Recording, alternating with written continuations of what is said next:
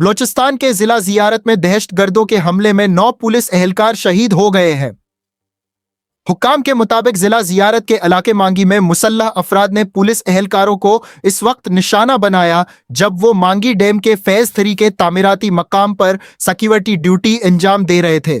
حملے میں 2 تھانوں کے SHO سمیت مجموعی طور پر 9 اہلکار جان کی بازی ہار گئے۔ واقعے کی تصدیق ضلع زیارت کے ڈپٹی کمشنر عبدالقدوس اچکزئی نے کی ہے۔ حملے کے بعد سیکیورٹی فورسز نے علاقے کو گھیرے میں لے کر سرچ آپریشن شروع کر دیا ہے، جبکہ حملہ آوروں کی تلاش جاری ہے۔ دوسری جانب قانون نافذ کرنے والے اداروں نے واقعے کی تحقیقات بھی شروع کر دی ہیں تاکہ حملے میں ملوث عناصر کو جلد گرفتار کیا جا سکے۔